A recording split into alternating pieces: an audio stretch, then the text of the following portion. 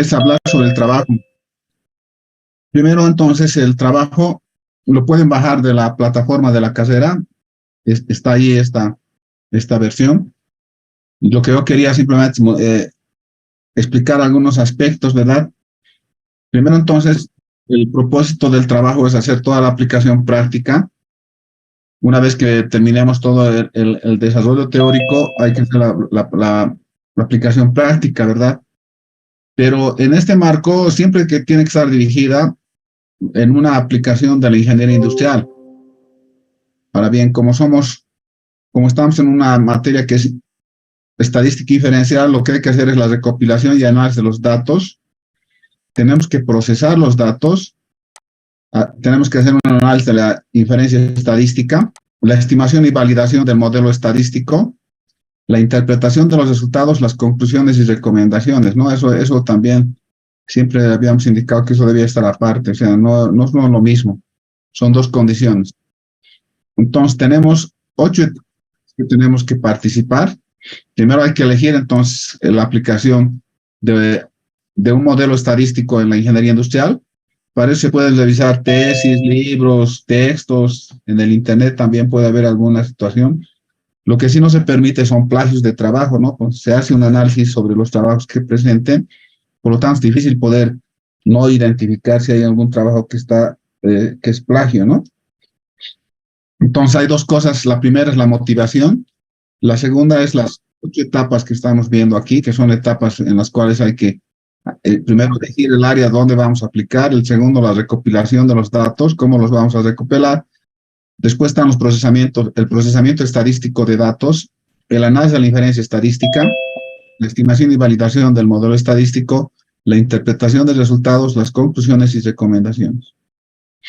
Entonces, en la elección del área de aplicación, tiene que estar relacionada entonces con lo que trabajamos habitualmente en ingeniería industrial, que son modelos de gestión productiva, modelos de gestión de servicios, modelos de demanda de productos industriales, modelos de oferta de productos industriales y modelos de inversión empresarial.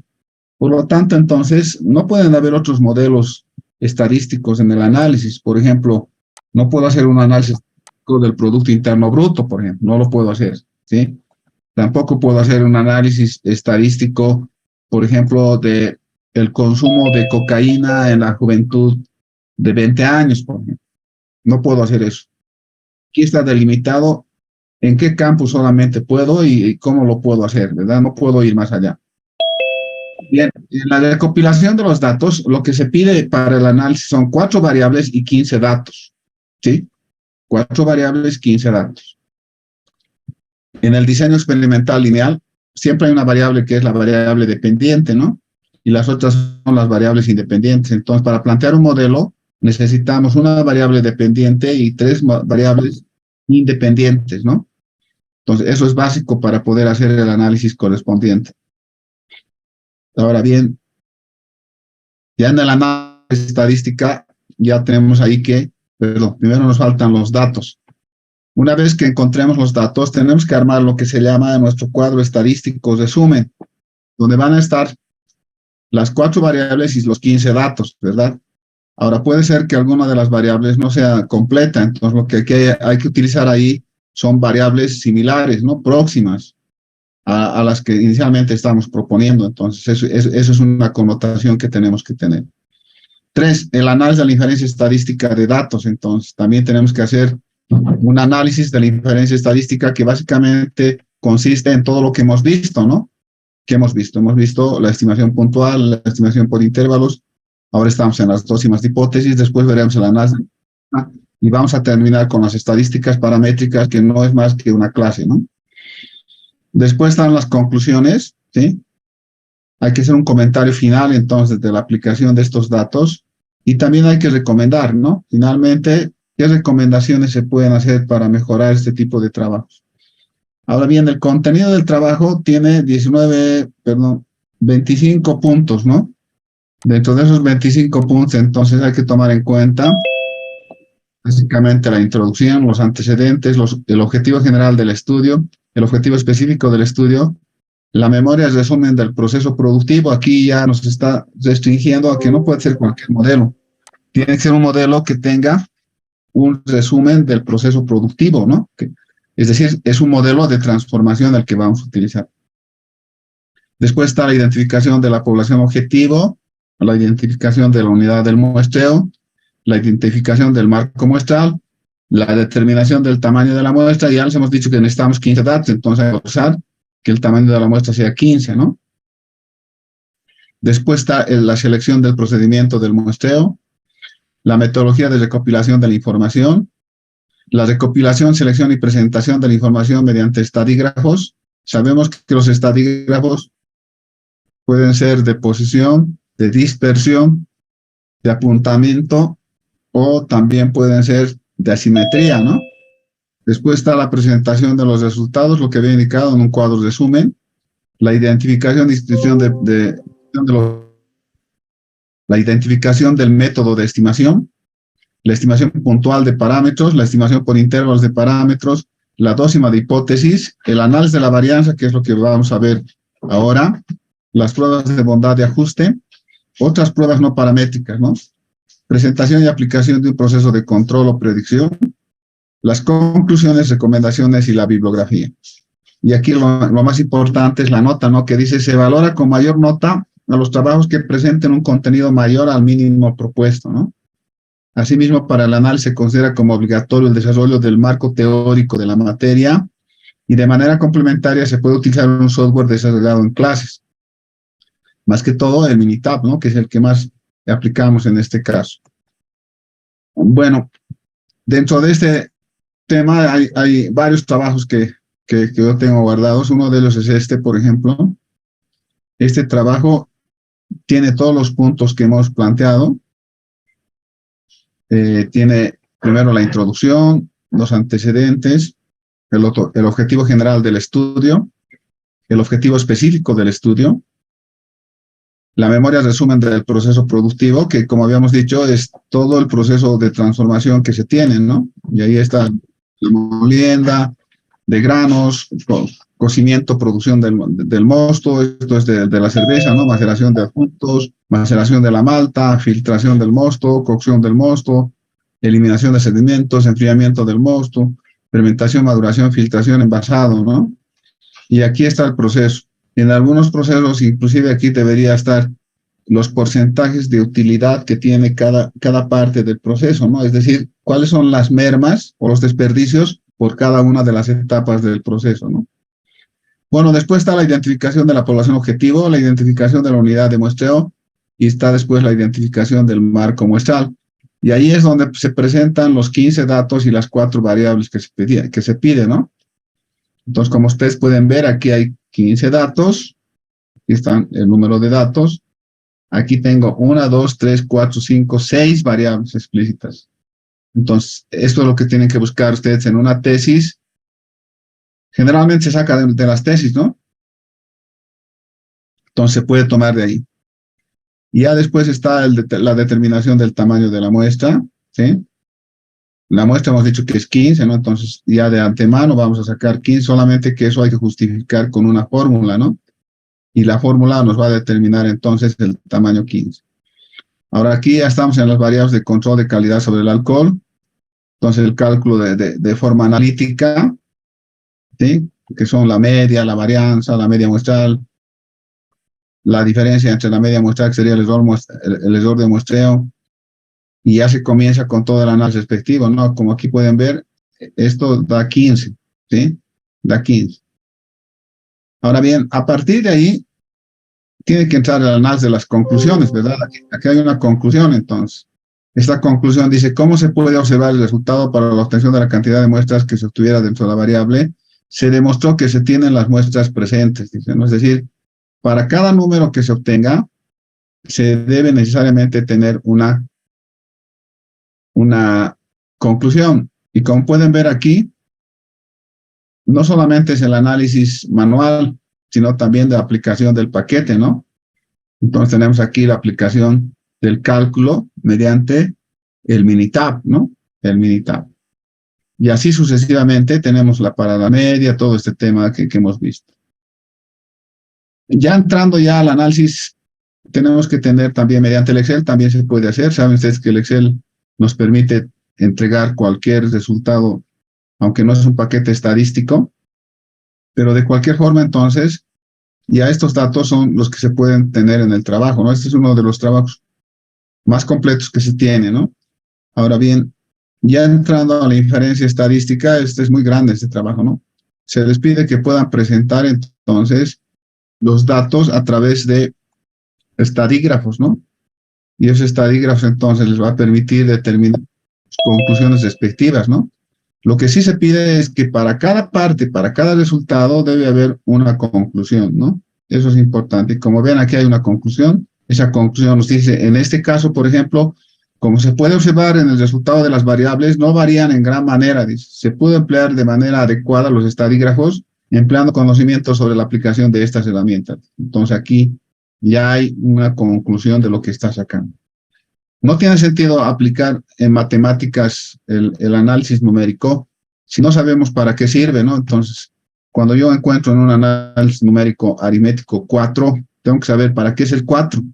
Entonces, eso es lo que se les pide en este trabajo final. Cada resultado tiene que tener su conclusión. ¿Qué se concluye? ¿Para qué estamos haciendo? ¿Está bien? ¿Está mal? Bueno, este es un trabajo muy completo, como dije. Por ejemplo, aquí tenemos los intervalos confidenciales.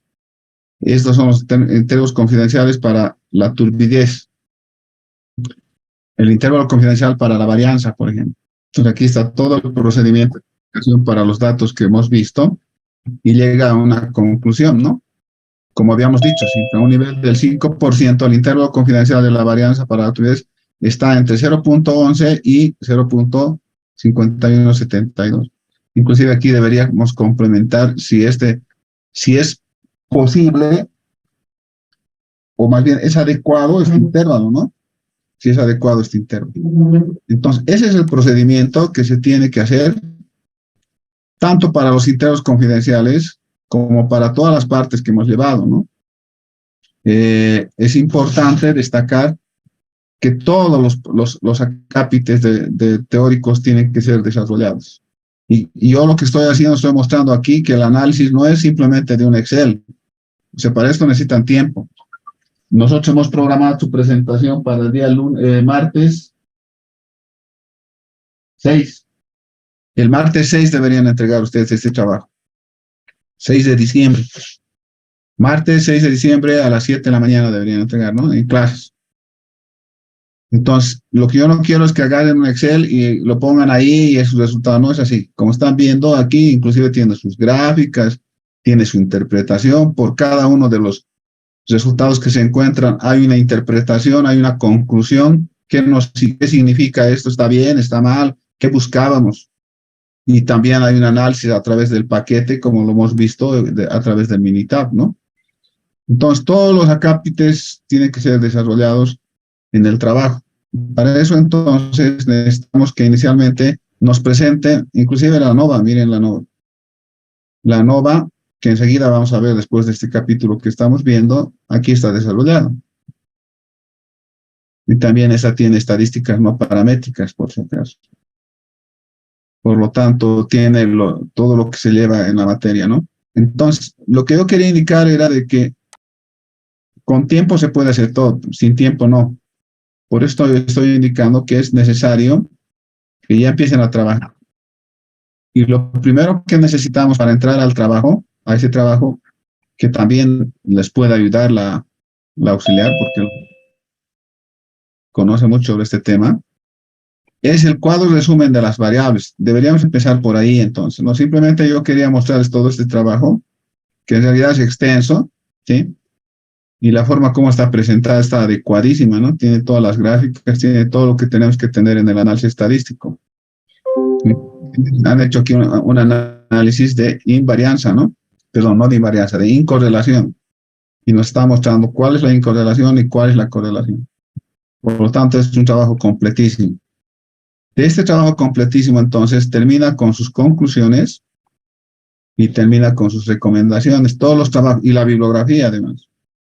Por ejemplo, aquí dice que ha tomado en cuenta el proyecto de grado de experiencia en el control de calidad del proceso de producción y producto terminado de la cerveza Pilsener, dice, y Tropical Extra en la industria cervecera, dice. Entonces, aquí hay todo el elemento como para haber trabajado demasiado en este trabajo. Ahora bien, hay mucha gente que también copia, ¿no?, los trabajos, y eso, por favor, les tengo que tengan cuidado por una sencilla razón. Yo tengo todos los backups, tengo un listado de los nombres de cada uno de los temas que entran. Entonces, en mi base de datos es bien fácil encontrar cuando alguien tiene un trabajo plagiado. Entonces, traten de hacer, ¿sí? Entonces, como habíamos dicho, lo que necesitamos para la próxima clase, que sería el día martes, nos daremos una semana. Para el próximo viernes, en esta misma clase, en este mismo horario, hablaremos del trabajo y presenten este cuadro, que es el cuadro síntesis, ¿no? Donde tienen que estar primero los 15 datos y las 4 variables que piden. En este caso hay 6 variables, entonces es mucho más largo el trabajo, ¿no? Entonces, esto lo tienen que presentar para la próxima clase. Iremos viendo uno por uno si están bien o están mal, y en función de eso podemos ir trabajando. No sé si hay alguna consulta sobre este trabajo, ¿no? Ahora, esto es presentado, la forma como lo han presentado este grupo es demasiado importante, ¿no? Está bien hecho, o sea, está bien elaborado, no hay improvisación, lo han hecho con tiempo. No sé si alguien tiene alguna consulta.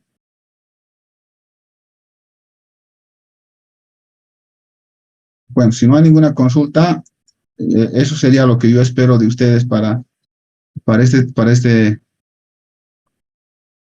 trabajo que estamos dando, ¿no? Inge, ¿podría volver a repetir, por favor, qué presenta la próxima semana? Lo que hay que presentar la próxima semana es el cuadro de resumen, este cuadro de resumen, donde están los 15 datos, número de muestra, dice 15 datos, y las 4 variables explícitas. Bueno, no sabemos si son explícitas o implícitas, solamente 4 variables. En este caso, ellos han presentado 6 variables, o sea, mucho más de lo que se pide, ¿no? 4 variables se piden. 15 datos, 4 variables se les pide. Y aquí han presentado más. Entonces, esto está ligado con el tema. Lo que a mí me interesa es el tema, ¿sí? Porque, como vuelvo a reiterar, no podemos hacer trabajo sobre control de drogas, el crecimiento del índice de precios al consumidor. No podemos hacer de otras carreras. Nosotros tenemos que abocarnos a lo que nos corresponde, que es la ingeniería industrial, y la aplicación tiene que ir en esa lógica, ¿no? Por lo tanto, eso se les va a exigir, ¿no? Y para eso queremos que la próxima clase, más bien la clase en una semana, puedan presentar este cuadro de resumen trabajado ya por grupos. Por eso les ha dicho que tienen que ser grupos de 3 personas. ¿Habría alguna otra consulta? Bien, si no hay ninguna otra consulta, entraríamos entonces a nuestro tema. Entraríamos a ver nuestro tema y esperemos hoy tener la suerte de acabarlo, ¿no? Porque estamos retrasados al respecto. Bien, entonces, nos hemos quedado en el análisis de la prueba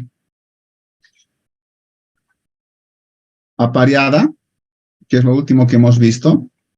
Y ahora entraríamos entonces ya a la segunda parte, que ya es ver las dosimas para la relación de varianzas, ¿no? Que es la más completa. Igual que en el caso de intervalos, es la más completa, ¿no? Ya hemos visto todo esto. Entonces ya hemos visto también para proporciones. Aquí entonces nos faltaría ver, bueno, para la diferencia de medidas también hemos visto los 4 casos, los 2 normales y los 2 especiales. Entonces tendríamos que entrar a ver ahora. Hemos visto también para la diferencia de veces en los casos especiales. Ahora tendríamos que entrar a ver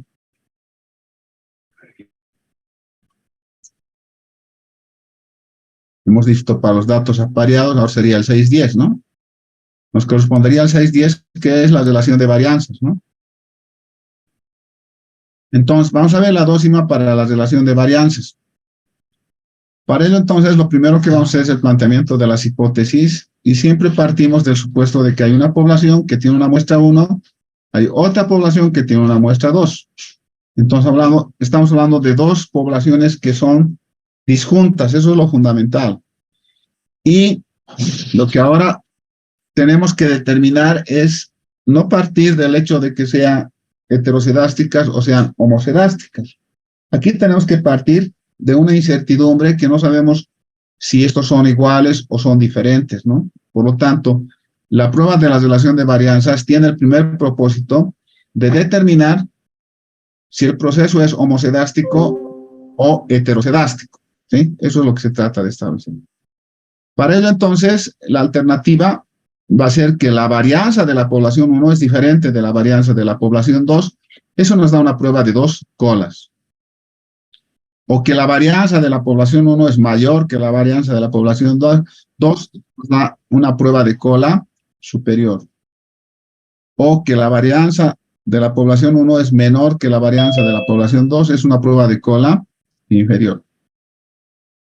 Por lo tanto, como hipótesis principal, voy a plantear que la varianza de la población 1 es igual a la varianza de la población 2. O sea, lo que estoy planteando es que la relación de las varianzas poblacionales es igual a 1, ¿no? Ahora bien, si se cumple la hipótesis principal, el proceso sería homocedástico. Si no se cumple, si se cumple alguna de las alternativas, el proceso es heterocedástico. Eso es lo básico. Entonces, aquí vamos a poder responder a este signo de interrogación de qué es lo que se trata. En el segundo punto está la identificación del estadístico de prueba. Entonces, el estadístico de prueba o el estimador, en todo caso, es la relación de varianzas muestrales, de la varianza muestral 1 respecto a la varianza muestral 2. Por lo tanto, la función de las relaciones de varianzas muestrales va a converger a un estadístico f de Snedeker que está definido como la G cuadrada respecto a sus grados de libertad. En este caso, la G cuadrada 1 respecto a sus grados de libertad, respecto a la G cuadrada 2 respecto a sus grados de libertad. Y eso se puede traducir a través de la relación de la cuasivarianza 1 muestral respecto a la varianza muestral, poblacional 1. Todo relacionado con la cuasivarianza muestral 2 respecto a la varianza poblacional 2, ¿no? Y eso converge a una distribución F de Snedeker con N1 menos 1 grado de libertad en el numerador, N2 menos 1 grado de libertad en el denominador, ¿sí?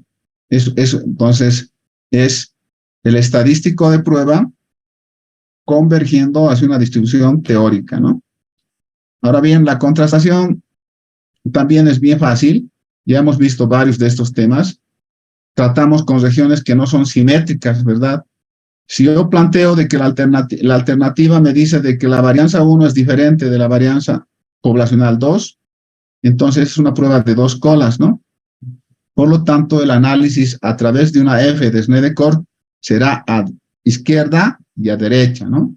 Por ser asimétrica, entonces a la izquierda toma el valor de 1 menos alfa medios y el de la derecha toma de alfa medios, ¿no?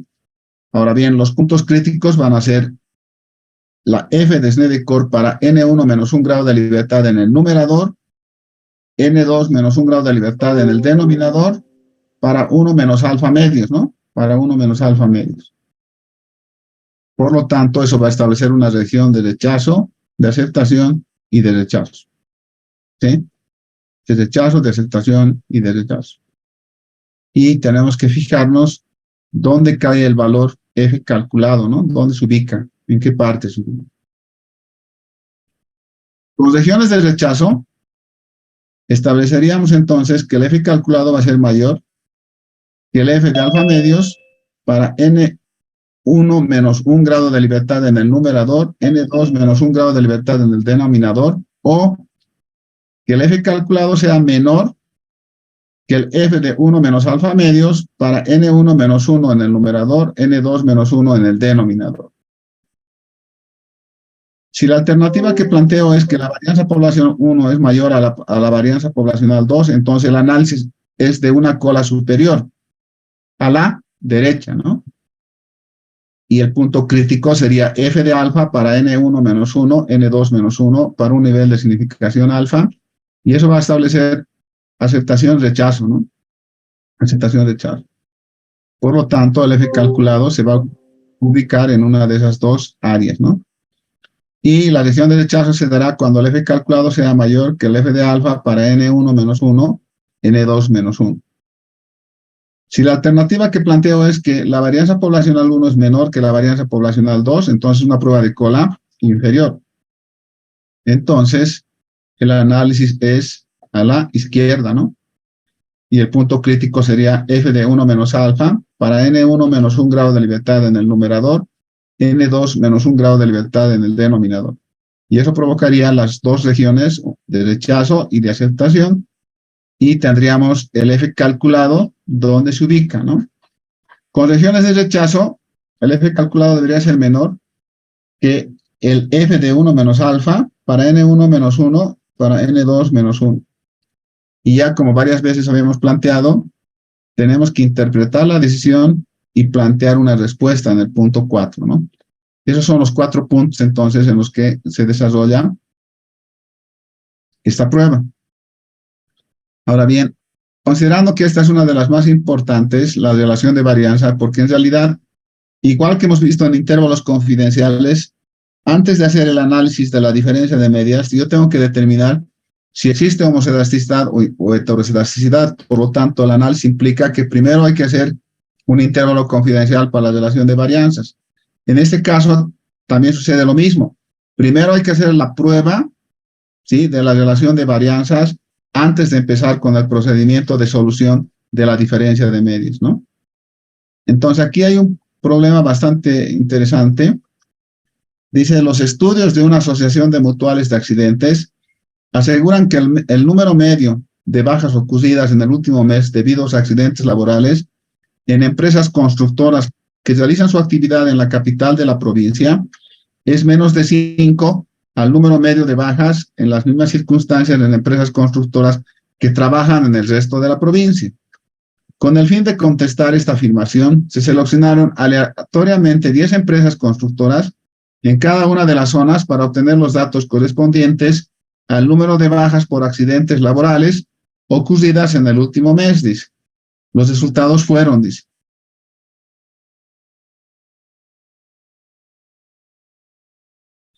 En la capital de la provincia, 68950142201.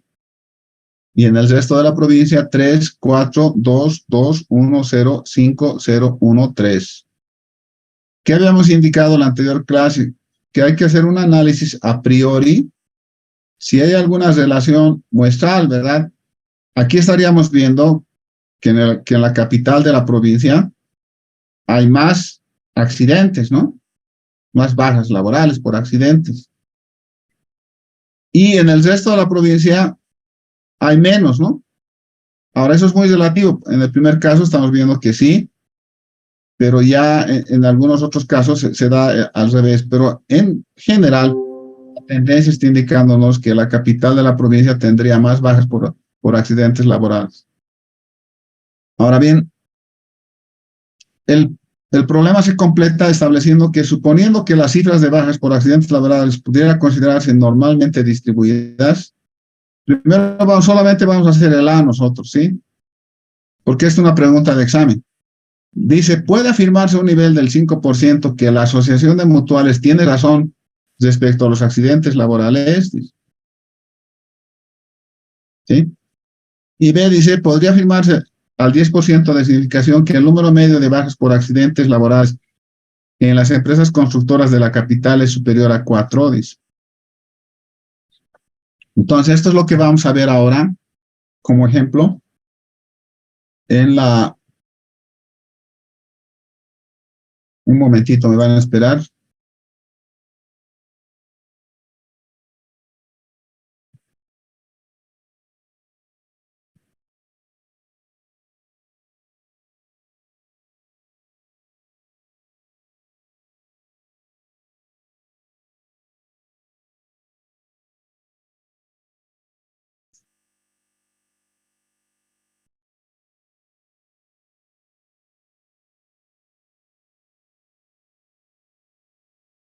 Bien, vamos a ir entonces a nuestra pizarra. Esperemos que ahí deba estar el valor que hemos estado analizando. En realidad es este, ¿no? Que dice, los estudios de una asociación de mutuales de accidentes aseguran que el número medio de bajas ocurridas en el último mes debido a accidentes laborales en empresas constructoras que realizan su actividad en la capital de la provincia es menos de 5, dice. Al número medio de bajas en las mismas circunstancias en empresas constructoras que trabajan en el resto de la provincia, dice. Con el fin de contrastar esta afirmación, se seleccionan aleatoriamente 10 empresas constructoras en cada una de las zonas para obtener los datos correspondientes al número de bajas por accidentes laborales ocurridas en el último mes. Los resultados fueron los siguientes, dice, ¿no? Aquí tenemos los 10 resultados. Suponiendo que la cifra de bajas por accidentes laborales pudiera considerarse normalmente distribuidas, inciso A, puede afirmarse a un nivel del 5% que la asociación de mutuales tiene razón respecto a los accidentes laborales. Entonces, eso es lo que vamos a trabajar.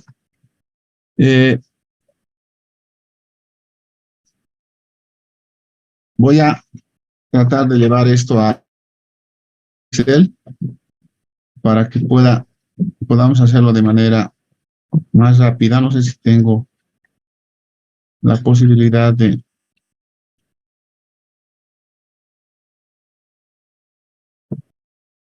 Bueno, nos vamos a copiar aquí entonces.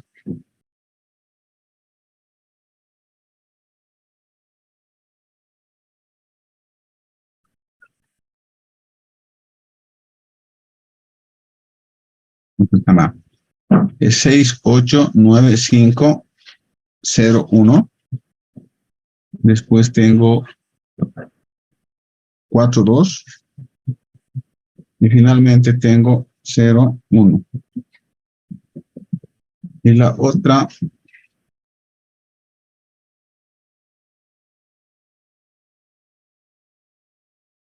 que me da, dice que este es 4, 2, 2, 1, 0, 5, 0, 1, 3. Entonces esto es en la capital de la provincia y esto es en el resto de la provincia. Entonces estos datos los vamos a llevar al Minitab. Y vamos a trabajar con esos datos. Sí, voy a abrir el Minitab entonces. Necesitamos sus datos normales, ¿no?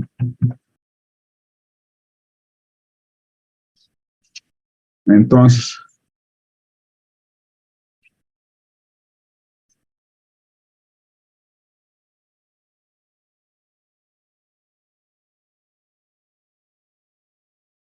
estos datos los vamos a llevar al Minitab. Y aquí en el Minitab, entonces, vamos a hacer sacar los estadísticos básicos, ¿no? Los descriptivos para las dos variables.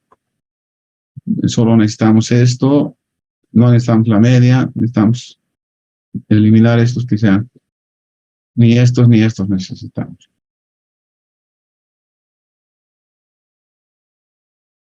Entonces yo tengo aquí este valor, lo puedo llevar aquí directamente al Word. Espero, déjenme verificar si está en el Word con mis datos. Tiene que estar dispuesto esto.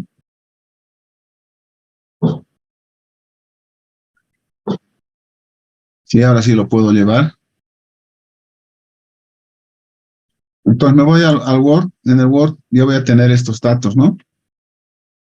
En realidad, entonces, lo que aquí me sirve es lo siguiente. Vamos a poner los datos, entonces. Voy a tener que N1 es igual a 10. N2 es igual a 10 también, ¿no? Después tengo la media. La media muestra al 1. Dice que es 3.60. Bueno, aquí nos ha dado la desviación. Nos hemos olvidado sacar de la varianza. La media 2 dice que es igual a 2.10. Y aquí tengo los sigma, ¿no? Tengo sigma, perdón, cuasivarianza 1 que dice que es 3.31 y la cuasivarianza 2 que dice que es 1.663. Ahora bien, con estos datos tengo que trabajar entonces. Lo primero que tengo que hacer es, vuelvo a reiterar, tengo aquí una población, tengo una muestra, esta población es 1, esta es la muestra 1. Aquí tengo una población 2 y aquí tengo una muestra 2. Pero aquí lo que no sé es qué pasa con la varianza poblacional 1 respecto a la varianza poblacional 2. Esto es una incógnita. Y esto es lo primero que hay que resolver para saber si se trata de una situación normal, ¿sí? O se trata de un caso especial. Ya hemos dicho cuándo son los casos especiales, ¿verdad? Entonces, en este caso, lo primero que tengo que hacer es determinar si existe un proceso homocedástico o existe un proceso heterocedástico. Ahora bien, en ninguno de los problemas aquí me está pidiendo ese tema, por si acaso. Aquí me está haciendo, se puede afirmar a un nivel del 5% que la asociación de mutuales tiene razón respecto a los accidentes laborales. No me está diciendo nada sobre lo que yo necesito. Entonces, yo en mi primer paso lo que tengo que hacer es plantear la hipótesis respecto a que la varianza poblacional es igual, ¿sí?, con la alternativa de que la varianza poblacional 2 es diferente de la varianza poblacional 2.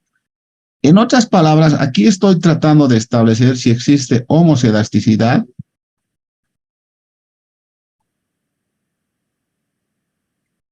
y aquí estoy tratando de establecer si hay heterocedasticidad.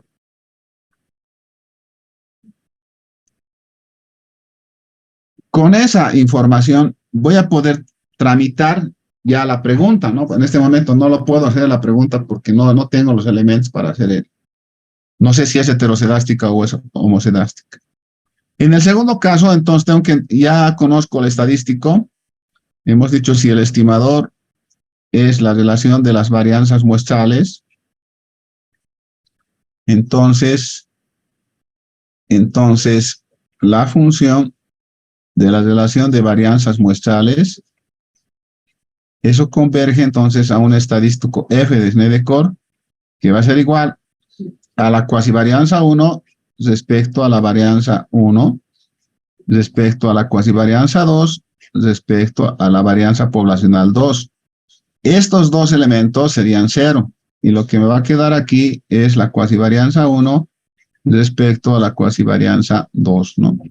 Entonces aquí lo que voy a tener es 3.31 al cuadrado dividido entre 1.663 al cuadrado. ¿Esto cuánto me sale? Entonces aquí ahora voy a analizarlo entonces.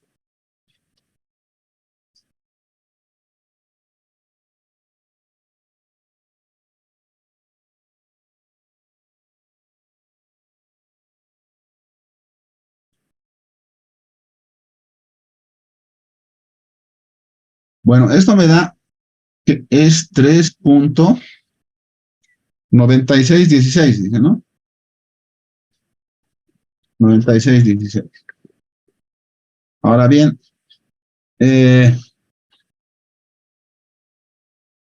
con este dato entonces vamos a trabajar en el 3, ¿verdad?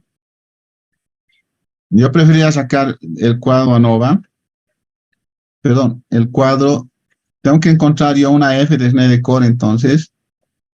Primero para 0.025, dos colas.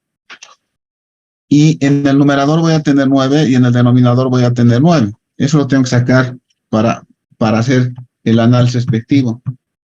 Entonces, me voy a ir al Minitab. Y en el Minitab le voy a pedir que lo saque en la gráfica. Vamos a pedirle que lo saque de este valor. Vuelvo a reiterar, tengo 9 en el numerador y tendría 9 en el denominador. Y la área asombrada serían dos colas para 0,05, ¿no? Entonces nos sale esta línea. Podemos aquí hacer alguna edición para que nos ayude. Entonces, una de ellas es esta, por ejemplo, tomar esto.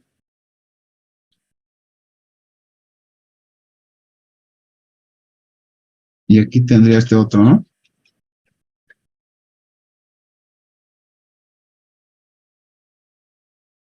Y esto lo vamos a mandar entonces al Word. Y esperemos, lo tenemos aquí, ¿no? Ahora, fijémonos qué está diciéndonos el 3.96. Es este valor el que tengo que traerlo aquí, ¿no? Entonces, 3.96 estaría por aquí, entonces, ¿no? Ahí estaría mi F calculado, que dice que vale 3.9616. Aquí se rechaza, aquí se acepta y aquí se rechaza. Por lo tanto, está en zona de aceptación. Por lo tanto, el proceso sería homocedástico, ¿no? Al ser homocedástico, entraríamos al caso especial con varianza desconocida, ¿no? Eso sería. Ahora, si yo trato con regiones de rechazo, en este caso tendría que tomar la región de rechazo que está a la derecha, ¿verdad?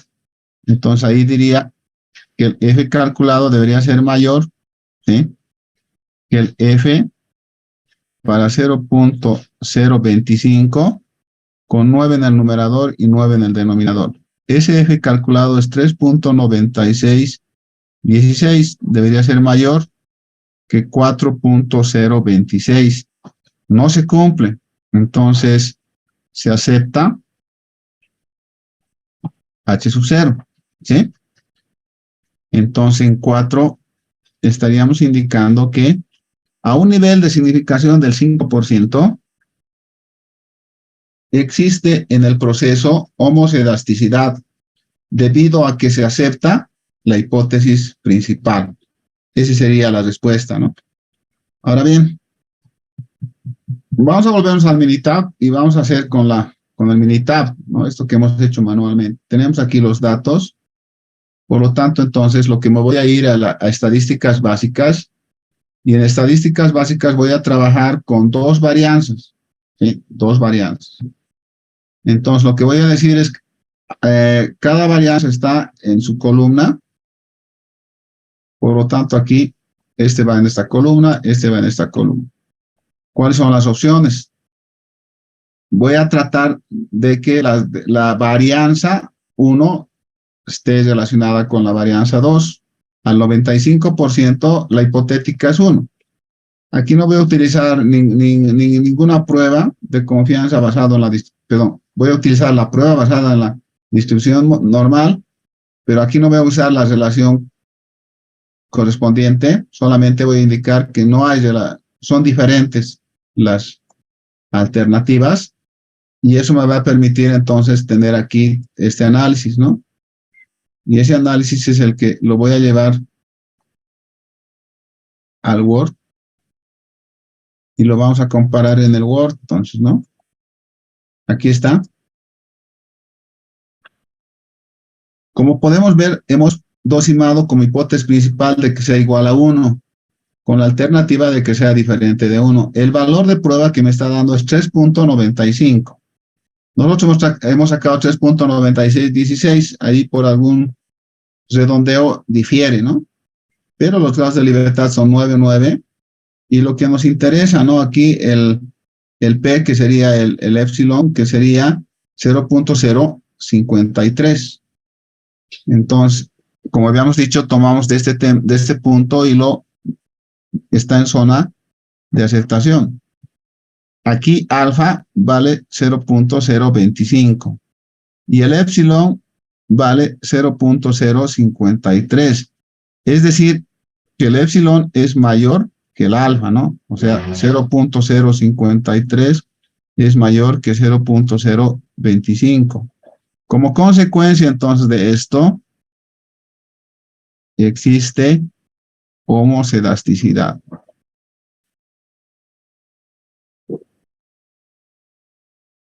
Eso es lo que estamos indicando. Entonces, esa es la primera parte. Ahora tendría que ir a la segunda parte. Ya una vez conociendo, o sea, aquí, ya esto lo voy a borrar. Aquí ya no puedo decir, no sé qué es. Con esta prueba lo que he encontrado es que aquí había habido homocedasticidad, o sea, el proceso es homocedástico. Una de las cosas que observo es que no tiene varianza, por lo tanto es el caso especial segundo, ¿no? El caso especial segundo. Por lo tanto, entonces, vamos a trabajar con el caso especial segundo. Entonces, ahora estoy en la parte B, entonces. Ahora tengo que plantear con las medias, entonces, ¿no? Siempre se empieza por la alternativa. Aquí hay que tener cuidado. Dice lo siguiente, la media 1, que es lo que corresponde a la capital de la provincia, dice, los estudios de una asociación de mutuales de accidentes aseguran que el número medio de bajas ocurridas en el último mes debidas a accidentes laborales, constructoras que realizan su actividad en la capital de la provincia, es menos de 5 al número medio de bajas en las mismas circunstancias en las empresas constructoras que trabajan en el resto, ¿no? Entonces aquí yo tendría que anotar, como es menos de 5, a este le tendría que anotar, a ver, aquí tenemos un problema. Primero lo voy a poner como para el análisis simplemente. Aquí tendría el 2. Como este es menos de 5, en la capital de la provincia es menos de 5, entonces resulta que este es más de 5. O sea, para que sean iguales, para que esto se pueda dar, eso tendría que ser más de 5, ¿sí? Pero dice que es menos, ¿sí? Por lo tanto, esto va a ser menor. Estamos en la alternativa, entonces la alternativa tiene que dar respuesta a la pregunta. Entonces voy a tener esto. ¿De dónde ha salido esto? Esto ha salido de plantear nu sub 1 menos 5 es menor que nu sub 2. Entonces, esto lo estoy pasando al otro lado y voy a tener esto. Asimismo, de aquí tengo que hacer un paso más. En realidad, la alternativa va a quedar como nu sub 1, ¿sí? Menos nu sub 2 menor a 5. Así ha quedado. Y en la alternativa principal, lo que voy a tener es que la media 1 va a ser igual a la media 2. Entonces ahí no va a haber ningún problema, no hay ningún análisis que tenga que hacer. Entonces digo, la media 1 es igual a la media 2. En el primer punto, el planteamiento de la hipótesis estaría cumplido. En el segundo punto, que es el estadístico de prueba, ahí tendría que tener yo la diferencia de medias muestrales menos, aquí hay que tener cuidado. Hemos dicho que aquí hay un valor de prueba. Ese valor de prueba no en todos los casos es 0. En este caso es 5 por si acaso. Todo dividido entre el sigma de la diferencia de medias muestrales que converge a una T de student con N1 más N2 menos 2 grados de libertad para un nivel alfa, ¿no? Entonces, el T calculado va a ser igual. Ahora nosotros vamos a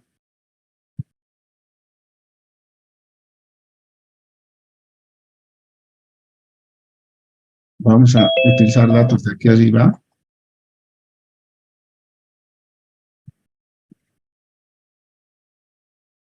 Entonces aquí tengo que, por un lado voy a tener 3.60 menos 2.10 menos, ya no es 0, es 5. Aquí está, ¿no? Entonces aquí estamos tratando mal. Aquí está mal, tienes razón. Aquí habría que arreglar esto, ¿no? Ahí hay que arreglar lo siguiente. Ahí estaba mal. Sería la media de 1 menos 2, eso es igual a 5. En cambio, aquí estamos diciendo que es menor a 5. ¿Sí? Eso es así. Ahora, aquí lo que tengo que tratar de calcular es sigma de la diferencia de medias muestrales. Y eso va a ser la raíz cuadrada. Entonces, ahora tenemos aquí a 9 multiplicado por 3.31 al cuadrado más 9 multiplicado por 1.663 al cuadrado, todo dividido entre 18, ¿no? 18. Y eso multiplicado por la raíz, aquí tendría 20 dividido entre 100. ¿Sí? Eso sería, ¿no? Si no se entiende esto, piden que se aclare, ¿sí? De momento sería esto. Y yo tendría esto dado de la siguiente forma, entonces.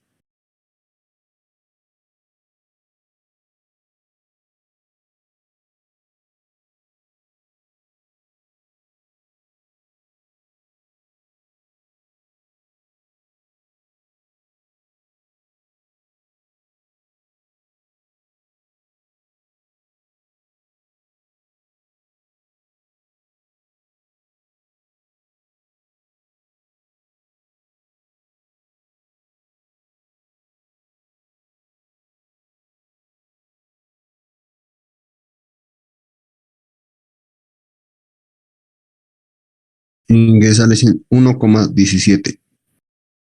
Pero ahorita lo vamos a revisar un segundito, por favor.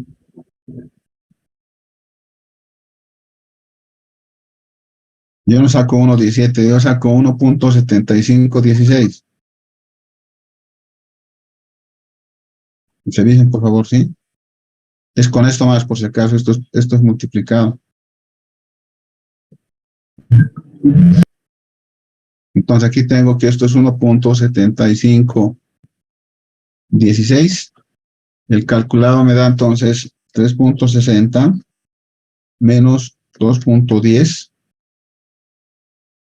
menos 5. Y eso dividido entre 1.7516. Y eso me da negativo, ¿no? 1.9981. ¿Ya? Ese es el 1. Entonces ahora vamos a borrar de aquí la división. Entonces ahora tenemos que ver entonces ahora este sería el segundo punto, ¿no? En la lógica que hemos ido, la primera es la hipótesis según el estadístico de prueba, el tercero es la contrastación. Para hacerlo más fácil, la contrastación vamos a hacerle calcular entonces, tengo que calcular la T calculada de 0.0 escola inferior, entonces sería 5 para 18 grados de libertad. Eso le vamos a hacer calcular al Minitab. Entonces nos vamos al Minitab. Aquí entonces vamos a poner la gráfica. Vamos a ver la probabilidad aquí para T de student. Entonces este es con 18 grados de libertad. Escola superior, perdón, escola inferior al 5%. Esto es, ¿no? Y esto lo vamos a mandar al Word. Bueno, deberíamos haber hecho con la línea, pero la línea la vamos a anotar nosotros simplemente. Aquí estaríamos, ¿no?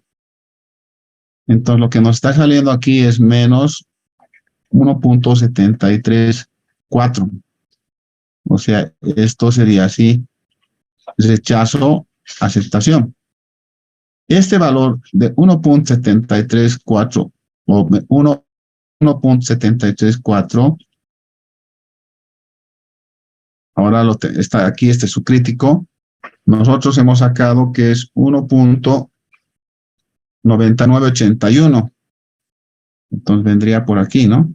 Menos 1. Perdón, aquí más bien. Se rechaza entonces, ¿no? Aquí estaría el T calculado, que es menos 1.9981. Entonces aquí se rechazaría, ¿no? Entonces podemos hablar con regiones de rechazo. Con regiones de rechazo, entonces, ¿qué voy a tener? Voy a tener que el T calculado va a ser menor que el menos T de alfa para N1 más N2 menos 2 grados de libertad. Mi calculado me sale menos 1.9981. Eso es menor que menos 3,4. Entonces, como se cumple, se rechaza H sub 0. Por lo tanto, yo tendría que plantear como respuesta a un nivel de significación del 5%, se puede afirmar que la asociación de mutuales tiene razón respecto a los accidentes laborales debido a que se rechaza la hipótesis principal, ¿no? Ese sería el argumento, entonces, debido a que se rechaza la hipótesis principal. Entonces cumpliría lo que dice la asociación de constructores. Como tengo los datos en el Minitab, puedo ir al Minitab directamente y hacer coser, ¿no? Tengo los datos. Entonces aquí ahora lo que voy a hacer es ir a T de 2 muestras. Aquí le voy a indicar que cada muestra está en su columna. Entonces la primera muestra está aquí, la segunda está aquí. Voy a hablar de las opciones. Voy a asumir la misma varianza igual. Y aquí la diferencia hipotética es que sea menor. Y además que ese valor aquí es 5, ¿no? Es 5. Con esos valores voy a sacar entonces mi valor. Y esto es lo que he estado yo graficando. Mi valor me sale más alto aquí, ¿no? Igual se rechaza, pero me está saliendo menos 2.99. Habría que ver qué es lo que ha pasado.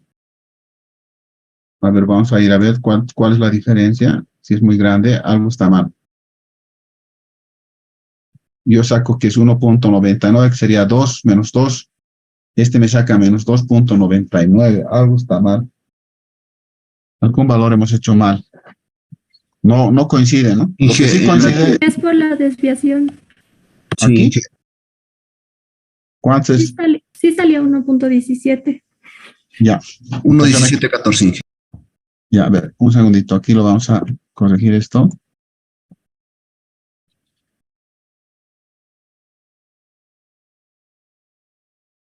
Ustedes dicen que esto es 1.1714, ¿no? Sí.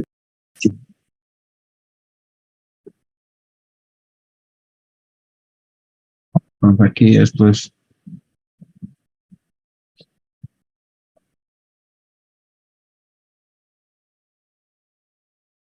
1.1714. Entonces este valor está mal. Vamos a borrarlo. De ser negativo va a ser negativo, ¿no? Pero vamos a saber cuánto sale. Menos 2,988, Inge.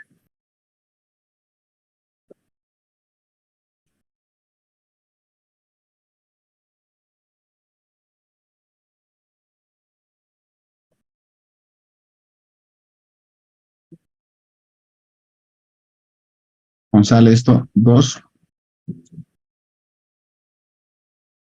Esto sale 2.9879.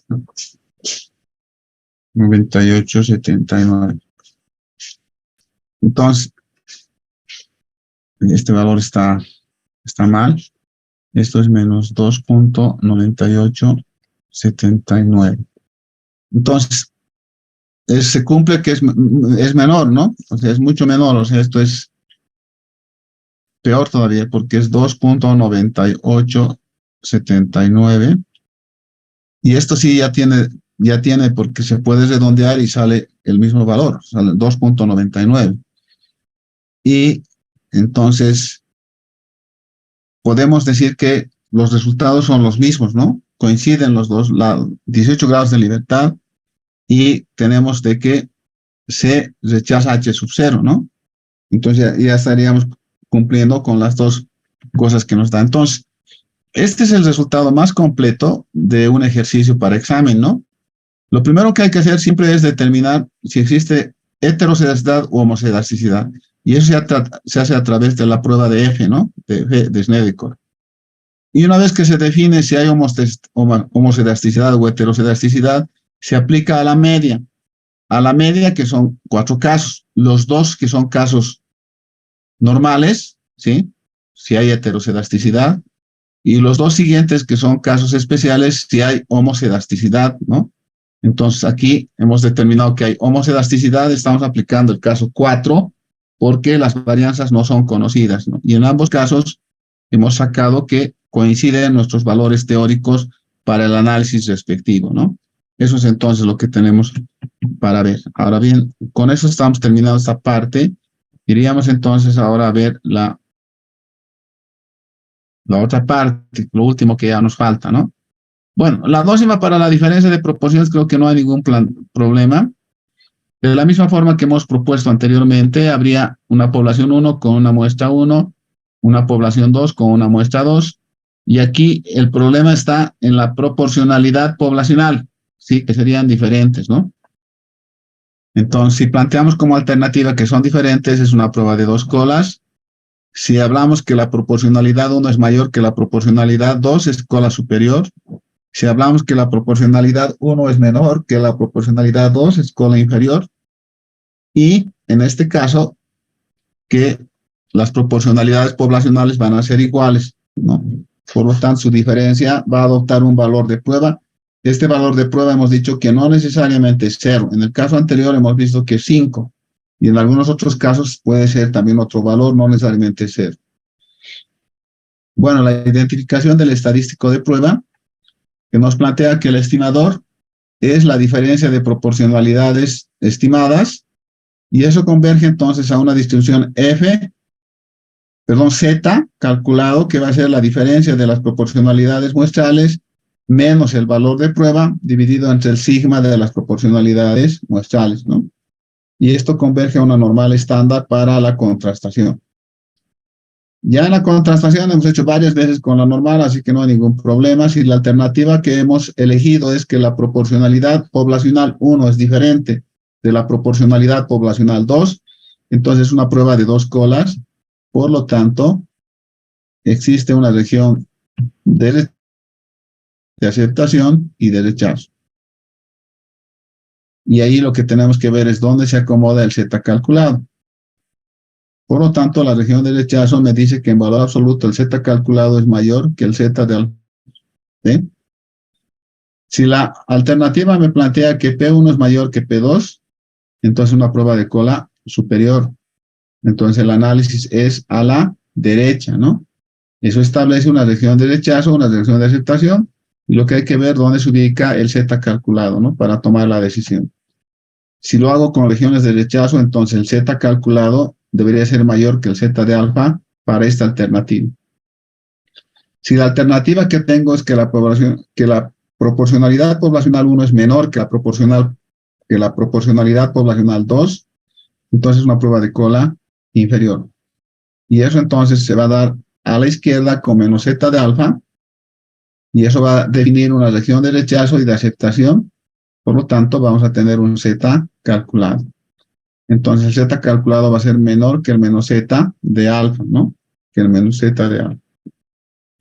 Y lo que vamos a hacer es interpretar y plantear las respuestas respectivas. Bueno, vamos a entrar a ver la dócima para el coeficiente de correlación, sí, que es la última parte de este análisis. Primero, entonces, vamos a hacer el planteamiento de la hipótesis para la incorrelación.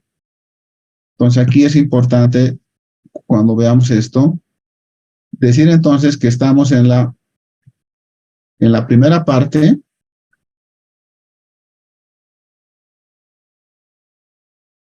para el coeficiente de lo que estamos analizando es la incorrelación. Y esto también habíamos repetido varias veces.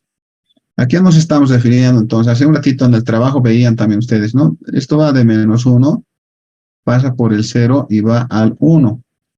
Hay un valor, que ese es el valor de menos 0.5, y aquí es el otro valor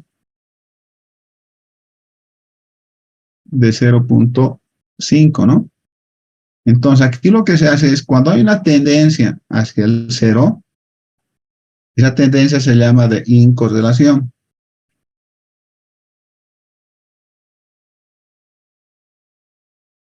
Y cuando hay una tendencia hacia el -1 o hacia el 1, se llama de correlación. ¿Sí? Entonces, tengo incorrelación, correlación. En el acápite que estamos viendo, vamos a ver primero para la incorrelación. Es decir, este es el análisis de la incorrelación.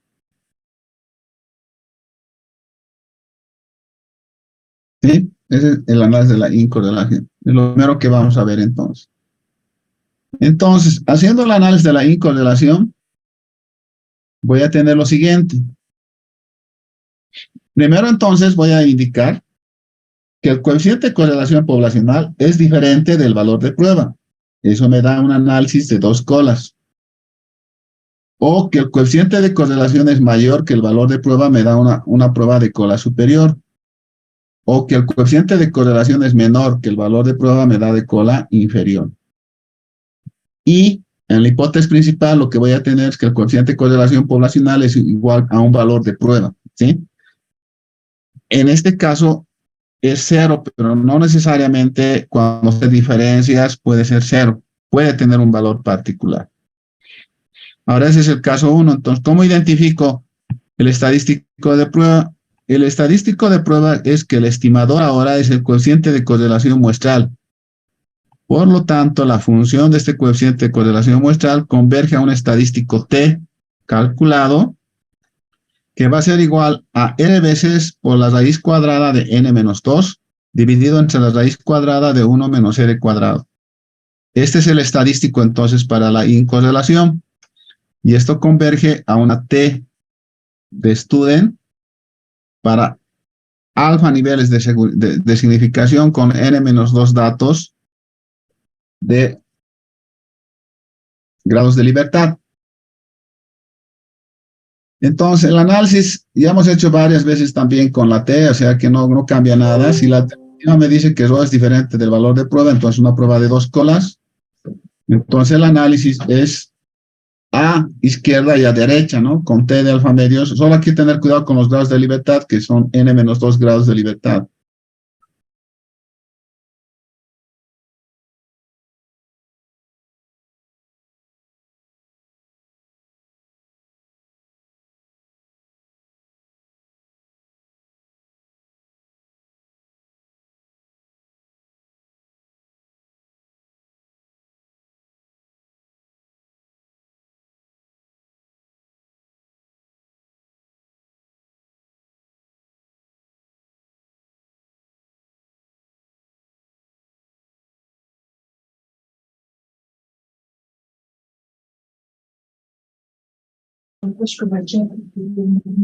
Entonces, lo que hacemos, vemos dónde queda el T calculado, en qué área para tomar la decisión, ¿no? Con regiones de rechazo, si son dos colas, sabemos que es con valor absoluto. Decimos que el valor absoluto de T sub C es mayor que el T de alfa medios para n menos 2. Después tenemos, si la alternativa de ρ es mayor que ρ sub 0, entonces una prueba de cola superior. Entonces el análisis es a la derecha, con T de alfa. Lo que dije anteriormente, hay que tener cuidado con los grados de libertad, es n menos 2 en este caso. No es n1 más n2, sino es n menos 2, porque hay una sola muestra. Y lo que hay que ver es dónde se ubica el T calculado para adoptar la decisión. Con regiones de rechazo, el T calculado debería ser mayor que el T de alfa para n menos 2 grados de libertad. Si la alternativa que tomo es que ρ es menor que el valor de prueba, entonces es una prueba de cola inferior. Entonces el análisis a la izquierda. Entonces tengo menos T de alfa para n menos 2. Entonces tengo una región de rechazo y de aceptación y tengo que ver dónde cae el T calculado. Y por lo tanto el T calculado va a ser menor que el menos T de alfa para n menos 2. Y tengo que interpretar la decisión y plantear la respuesta, ¿no? Este es el caso entonces cuando existe incorrelación. Ahora, cuando existe correlación, tendencia hacia el -1 o al 1, a eso se llama correlación. Entonces el planteamiento es diferente. No en las hipótesis, sino en el estadístico, ¿no? En las hipótesis planteo lo mismo. Digo que hay un análisis de dos colas o de cola superior o de cola inferior con la hipótesis principal donde planteo que va a ser igual a un valor de prueba, necesariamente es diferente de cero, ¿no? Ahora bien, el estadístico de prueba se construye entonces. En este caso, el estimador es el coeficiente de correlación lineal simple. La función converge a un estadístico circulado, ¿sí? Donde yo tengo que calcular la media del estimador de Rho menos la media población sigma del Rho estimado. Y eso converge a una normal estándar, entonces, ¿no? Ahora bien, la estimación de la media estimada de Rho va a ser igual a un medio del logaritmo neperiano de 1 más R dividido entre 1 menos R. ¿Sí? Y nu de Rho va a ser igual a un medio del logaritmo neperiano de 1 más el valor de prueba dividido entre 1 menos el valor de prueba. ¿Sí? Y el sigma de Rho sombrero es igual a 1 sobre la raíz de n menos 3. Sobre la raíz de n menos 3. Entonces, con estos elementos yo puedo construir, ¿sí?, lo que estoy buscando para el estadístico de prueba. Y ya deben estar cansados de ver lo mismo. En la contrastación con la normal ya hemos visto, ¿no? Es un análisis de dos colas. Sabemos cómo vamos a proceder. En el análisis con regiones de rechazo sabemos que si es de dos colas, el valor absoluto de z calculado es mayor a z de alfa medios. Y cuando la alternativa que planteo que Rho es mayor que Rho sub 0, entonces una prueba de cola superior, es un análisis a la derecha, entonces vamos a ver qué pasa con el z calculado, y con región de rechazo el z calculado tendría que ser mayor que el z de alfa. Con la alternativa de que Rho es menor que el valor de prueba, entonces una prueba de cola inferior, el análisis es a la izquierda, con menos z de alfa, que me origina la región de rechazo y de aceptación, y por lo tanto yo tengo que ver dónde se ubica el z calculado para adoptar la decisión. Con regiones de rechazo para cola inferior sabemos que es z calculado menor que menos z de alfa, ¿no? Y bueno, tenemos que interpretar la decisión y plantear la respuesta. Esos son los casos prácticos que hemos visto hasta ahora para el análisis de las dócimas, ¿no? Sin embargo, ya entrando de manera general al contraste de la hipótesis, entonces lo que aquí hemos hecho en la mayoría de los casos es determinar cuál es la región de rechazo y cuál es la región de aceptación. Es decir, eso es lo básico, ¿sí? Lo básico es determinar cuál es la región de rechazo y cuál es la región de aceptación. Por lo tanto, entonces, el contraste general de cualquier hipótesis estadística simple o compuesta, utilizando una muestra de n observaciones X, ¿sí?, X1, X2, Xn, consiste en una partición del espacio muestral omega en dos subconjuntos, R y R asterisco, denominados zona de rechazo y zona de no rechazo, ¿sí? De modo que si el punto muestral X pertenece a R, se rechaza la hipótesis principal o nula, y si X pertenece a R asterisco, se acepta la hipótesis nula. En otras palabras, lo que tenemos que construir son las regiones de aceptación o de rechazo, que en el caso de las funciones que hemos visto como la normal, la T de Student, la G cuadrada y la F de Snedeker, ya tenemos los parámetros como para identificar el punto a partir del cual se rechaza o se acepta, ¿no? Entonces, por ejemplo, lo que aquí estoy haciendo es que omega es el espacio paramétrico, ¿no? Omega es el espacio paramétrico. Y dentro de ese espacio paramétrico hay una región R, ¿sí?, donde se puede rechazar la hipótesis o se puede aceptar. Entonces aquí nos dice que si X pertenece a R asterisco, se acepta la hipótesis nula. En cambio, si X pertenece a R, que es la zona de rechazo, se rechaza la hipótesis nula, ¿no? Por lo tanto, son complementarias. Las dos están estableciendo el espacio paramétrico, el recorrido paramétrico. Pero una nos define entonces la región de rechazo y otra nos define, perdón, de aceptación, y otra nos define la región de rechazo. Por lo general, y de acuerdo a lo que hemos visto al principio del capítulo, el nivel de significación siempre es pequeño, ¿no? Por lo tanto, la región de rechazo es siempre más pequeña que la región de aceptación. La región de aceptación es la región donde sí existe éxito en el evento, ¿no? Por lo tanto, esa es la forma como debería realizarse. Y en general, lo que hacemos eso es buscar las dos regiones correspondientes. Ahora bien,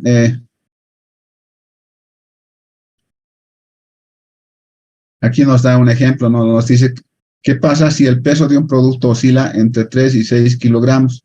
Y se desea contrastar que P, como hipótesis principal, que P sea igual a 4 y la alternativa P sea igual a 5. Cuando hablo del contraste general, no tengo la posibilidad de tener, como en el otro caso, hipótesis complementarias. Todas son hipótesis simples, se llaman simples, ¿no? Las que hemos analizado son compuestas. Entonces, eso significa que para cada una de las propuestas es un número en particular, ¿no? Entonces, se toma una muestra aleatoria de tamaño 1, dice. Si el peso es mayor a 4.35, se rechaza la hipótesis nula. ¿Cuál es la región de rechazo y de no rechazo? Dice, ¿no? Por lo tanto, nosotros estamos indicando que el peso del producto oscila entre 3 y 6 kilogramos, ¿no? Entre 3 y 6 kilogramos. Es decir, que la región donde se puede aceptar está dada por 3 y 6, ¿no? Por 3 y 6 está dada.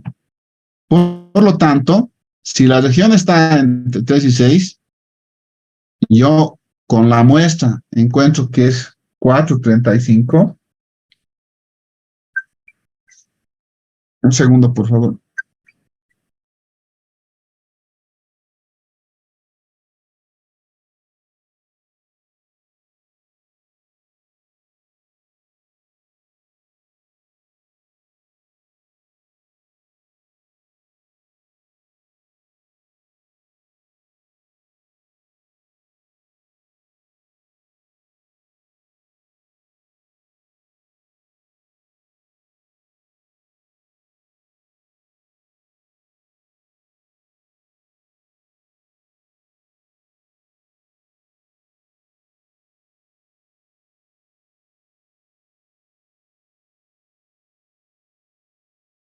Entonces, lo que aquí estamos haciendo es en realidad establecer una región, ¿verdad? Esto lo podemos llevar podemos irnos a nuestra pizarra. Y aquí es donde nos está planteando eso, ¿no? Entonces, ¿cuál es la región de rechazo y de no rechazo? Dice. Entonces, aquí nosotros estamos tomando que si el peso es mayor a 4.35, se rechaza la hipótesis nula, dice, ¿no? Primero, entonces, hay una región que está estableciendo que va de 3 a 6. Esa es la región máxima, si vale el término. Entonces, si el peso dice que está dado a partir de un punto que es 4.35. Si es mayor, dice, entonces se convierte en la zona de rechazo, dice, ¿no? Esa zona de rechazo sería aquí y esta sería la zona de aceptación. El punto que nos divide es el 4.35. Entonces, la región de rechazo se da a partir de 4.35, ¿no? Porque eso nos establece como criterio para rechazar la hipótesis nula. Entonces, en esta parte se acepta que P sea igual a 5. Y en esta otra parte se acepta que P sea igual a 4, ¿no? En R se rechaza y en R asterístico se acepta, ¿no? Eso es lo que es importante anotar. R es región de rechazo.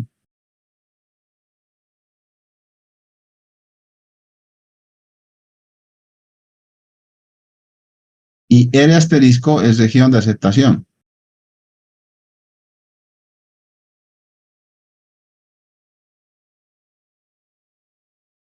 ¿sí? Eso es entonces el criterio que se utiliza para el análisis despectivo, ¿no? Ahora bien, vamos a complementar este capítulo con dos teoremas que son importantes, que es el lema de Newman-Pearson, ¿sí? ¿Qué nos establece el teorema de Newman-Pearson? Nos dice que si X es una muestra aleatoria, extraída de una población cuya distribución depende de un parámetro desconocido, realizar el contraste teta igual el valor de prueba teta sub 0 contra la alternativa que nos dice teta igual que el valor de prueba teta A. Ahora no tenemos un solo valor de prueba, son dos valores de prueba porque son pruebas simples. Se particulariza, dice, para cada una de las hipótesis mediante la función de verosimilitud, valorando para el valor de la hipótesis principal, del parámetro del valor de prueba, y para la función de verosimilitud establecida para la alternativa, dice, ¿no? Se divide el espacio muestral paramétrico omega, dice, en dos subconjuntos, R y R asterisco. ¿Sí? R y R asterisco.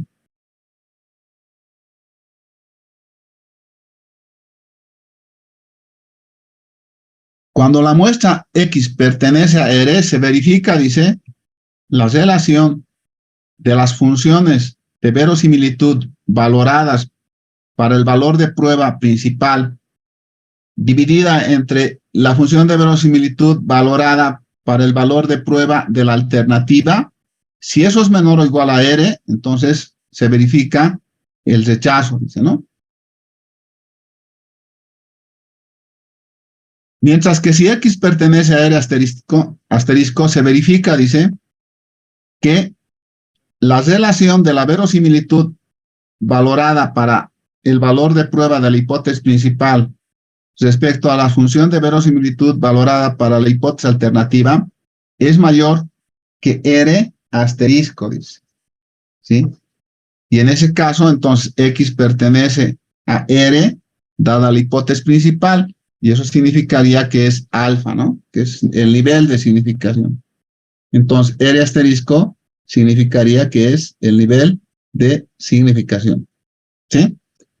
Entonces, el teorema de Newman-Pearson consiste en encontrar la relación de la verosimilitud valorada para el valor de prueba de la hipótesis principal respecto a la verosimilitud valorada para el valor de prueba, ¿no? De la hipótesis alternativa. Entonces, cuando la muestra X pertenece a R, se verifica que va a ser menor o igual que el valor R. O se va a verificar que sea mayor que el R asterisco, ¿no? Que sea mayor que el R asterisco. Y si es mayor que el R asterisco, esto significa que X pertenece a la región donde se rechaza H sub 0. Por lo tanto, es alfa, ¿no? Es alfa. Ese es el lema de Newman-Pearson. Y esto se complementa con la relación de la razón de verosimilitud, que nos dice que si X es una variable aleatoria extraída de una población cuya distribución depende de un parámetro desconocido teta, para realizar el contraste de teta igual a un valor de prueba teta sub 0 contra la alternativa de teta igual a un teta sub A, valor de prueba, entonces se calcula el estadístico lambda. El estadístico lambda es la máxima verosimilitud valorada sobre el valor del valor de prueba de la hipótesis principal, dividida sobre la máxima verosimilitud en general, ¿no? En realidad lo que se dice es que es la relación de la máxima verosimilitud en particular para la hipótesis principal respecto a la máxima verosimilitud general. Y eso nos origina entonces un valor menor o igual que R, ¿sí? R es la región de rechazo, ¿no? Por lo tanto, lo que se toma es el parámetro lambda, que es la relación de la verosimilitud valorada con el valor de prueba de la hipótesis respecto a la verosimilitud en general. Entonces, voy a tener que si la probabilidad de que lambda sea menor o igual que R, dado la hipótesis principal, eso va a significar que eso es el nivel de significación alfa, ¿no? Es el nivel de significación alfa. Entonces, con este contraste de razón de verosimilitud y con el teorema de Newman-Pearson, hemos dado por concluido este capítulo. Estamos muy atrasados, así que tenemos que entrar ahora a ver el capítulo siguiente, que sería el capítulo relacionado con el análisis de la varianza. No vamos a poder entrar de manera general a todo, pero sí vamos a ver este penúltimo capítulo, que sería el análisis de la varianza. Entonces, vamos a ver ahora el análisis de la varianza.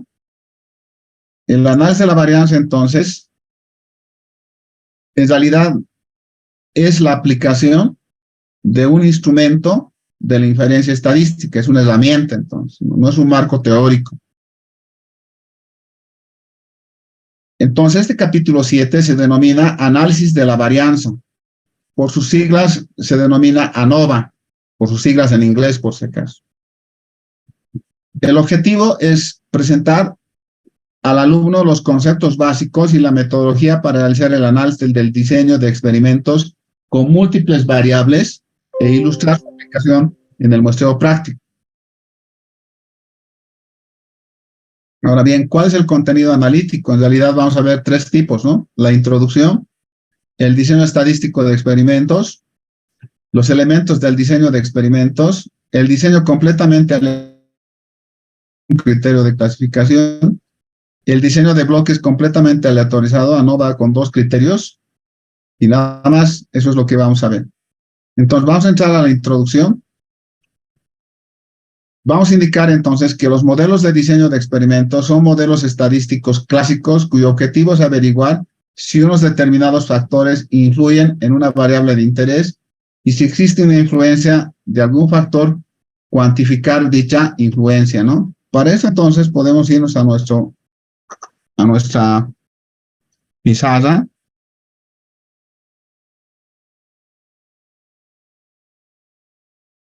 Voy a ir un momento a esta pizarra para abrir la que corresponde.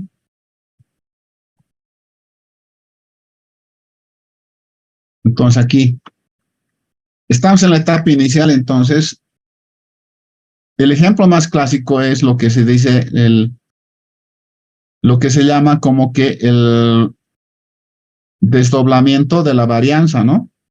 Entonces, por ejemplo, si yo tengo aquí un valor, este valor corresponde a X y este valor corresponde a Y.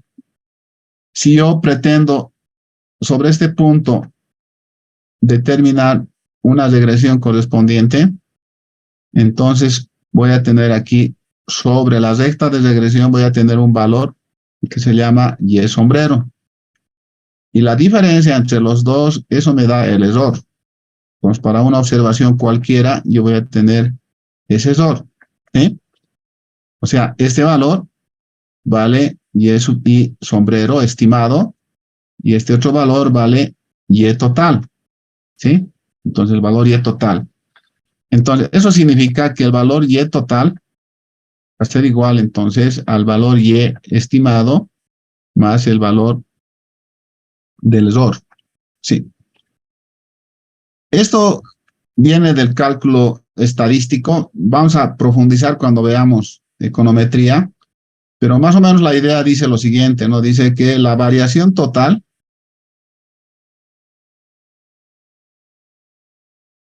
o sea, esta variación de Y, dice, se debe a dos fuentes, dice, ¿no? A la variación debida a la regresión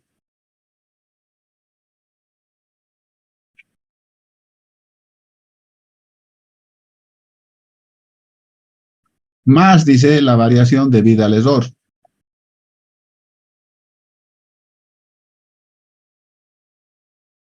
Entonces aquí la variación significa varianza. Entonces lo que estoy diciendo es la varianza de la varianza total es igual a la varianza debida a la regresión más la varianza del error. La estoy planteando así. En otras palabras, estoy particionando la total por el error y por la regresión. El total por el error y por la regresión. Eso es lo que estoy haciendo. Entonces, cuando se hace un diseño de experimentos lineal o experimento lineal especialmente, eso es lo que trato de hacer. Trato de encontrar entonces la respuesta de la variable a través de algún artificio, de algún coeficiente que me pueda permitir cuantificar al valor de una variable explícita, ¿no? Es decir, hay un dato de entrada, aquí meto un dato de entrada, es la variable predeterminada, se llama. Y lo que pretendo es que existe una variable de salida, ¿no? O sea, un dato de salida.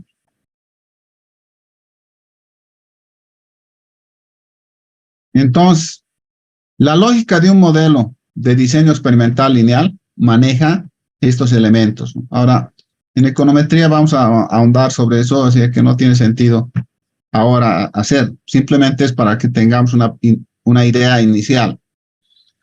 Entonces, por ejemplo, cuando estamos interesados en averiguar si el rendimiento de un determinado tipo de máquina, unidades producidas por día, tiene influencia del trabajador que la maneja y la marca de la máquina, entonces lo que va a suceder es lo siguiente.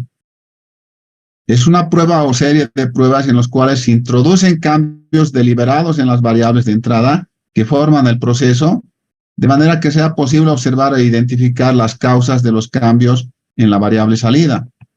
Es decir, que aquí, cuando yo hago este análisis, lo que yo estoy diciendo es que tengo unos datos de entrada, pero esos datos de entrada no necesariamente van a estar directamente relacionados con un efecto, sino está relacionado con dos efectos.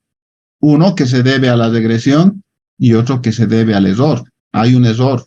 Por lo tanto, no es un efecto directo, sino es un efecto que tiene como consecuencia ver las dos situaciones, ¿no? Por lo tanto, un experimento consiste en aplicar los distintos niveles o combinaciones de niveles cuando hay presente más de un factor a distintas unidades experimentales y se puede observar el valor de la variable respuesta. Entonces, lo que yo estoy indicando es que si tengo variables de entrada, estas variables entran a un proceso, ¿sí? Esas variables entran a un proceso, son las variables de entrada. Pero en este proceso voy a tener unos tratamientos o factores controlables que deliberadamente yo voy a introducir al proceso de tal forma de buscar la transformación de estas variables de entrada. Pero no solamente es posible tener estos tratamientos o factores controlables, sino yo puedo tener también factores aleatorios no controlables. Entonces tengo los controlables y no los controlables. En otras palabras, si vemos el experimento lineal, diríamos lo de la regresión y lo del error. Y eso es lo que provoca unas distorsiones que van a salir en beneficio o en perjuicio de la variable, ¿no?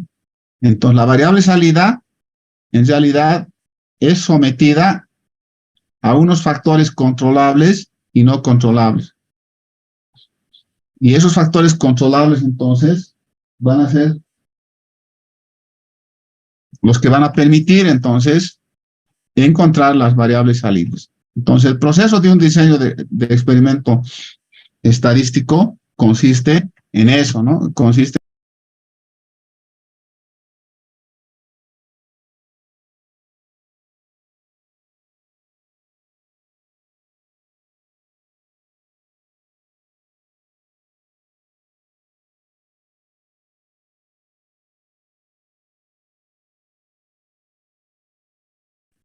bien. Entonces, esto es lo que vamos a tratar en este tema. Vamos a tener variables de entrada que van a ser sometidas a tratamientos y vamos a tener las variables de salida, ¿no?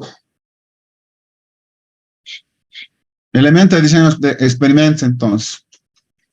El diseño de experimentos se refiere a la estructura del experimento considerando lo siguiente. El conjunto de tratamientos incluidos en el estudio, el conjunto de unidades experimentales utilizadas en el estudio, las reglas y procedimientos por los cuales los tratamientos son asignados a las unidades experimentales o viceversa. Las medidas o evaluaciones que se hacen a las unidades experimentales de aplicar los tratamientos, ¿no? O de aplicar los tratamientos.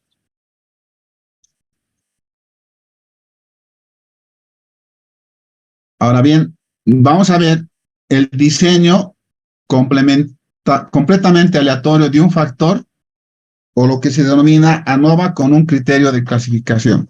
Solo vamos a ver la parte introductoria y el día viernes vamos a continuar sobre este tema. Entonces, el análisis de la varianza es una de las técnicas del diseño de experimentos de mayor aplicación. Como había indicado al principio, es una técnica, ¿sí? Es un instrumento, una herramienta, ¿sí? No es un marco teórico, por si acaso. Ahora bien, consiste en una prueba de hipótesis para la diferencia de más de dos medias. Hasta dos medias tenemos el instrumento de la diferencia de medias, ¿verdad? Pero cuando son más de dos, tenemos que aplicar otro instrumento. Este instrumento se llama el análisis de la varianza. En esta prueba, entonces, se tiene K parámetros poblacionales distribuidos normalmente, cuya variación se estudia dividiendo en componentes. En un diseño experimental de clasificación simple, se trata de comparar varios grupos, generalmente llamados métodos o tratamientos, como por ejemplo diferentes maneras de tratar una enfermedad, que pueden ser con medicamentos, quirúrgicamente, etcétera, ¿no? Para hacer la comparación se usa una variable de respuesta cuantitativa y que es medida en cada uno de los grupos. Los grupos también pueden ser los niveles de una variable cualitativa que se llama factor.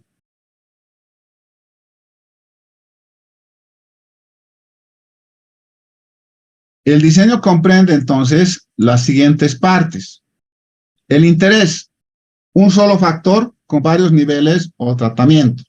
Estamos en un criterio de clasificación, por lo tanto hay un solo factor con varios niveles o tratamientos. La técnica estadística es el análisis de la varianza de un factor o una vía. El objetivo es comparar entre sí varios grupos o tratamientos. El método es la descomposición de la variabilidad total de un experimento en componentes independientes. Como hemos visto en el caso de la regresión, el método consiste en descomponer la varianza, entonces, por el tratamiento, por el grupo de tratamientos y también dentro de los tratamientos. Y dentro de los tratamientos se denomina error. Ahora bien, para aplicar la ANOVA hay condiciones. Estas condiciones de aplicación son las siguientes. Primero, debe haber independencia de los errores. Los errores experimentales deben ser independientes. Se consigue esta condición por el muestreo aleatorio. Debe haber normalidad. Se supone que los errores experimentales se distribuyen normalmente. 3. Algo que es importante, debe haber homogeneidad de varianzas. La varianza de los subgrupos debe ser homocedástica.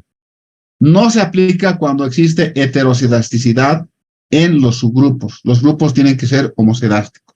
Entonces, estas tres condiciones son las que tenemos que verificar para aplicar la ANOVA. Bien, vamos a quedarnos aquí y vamos a continuar el día viernes con la parte que corresponde al diseño completamente aleatorio. Perdón, el día martes, no el día viernes. El día martes, y como habíamos quedado para el día viernes, tendrían que presentar un avance de su trabajo respectivo. ¿Hay alguna consulta? Nos vamos a quedar aquí, por favor. Continuaríamos el día martes. ¿Alguna consulta? Bien, entonces nos vemos el día martes. Hasta aquí vamos a quedarnos. Hasta luego. Recording stopped.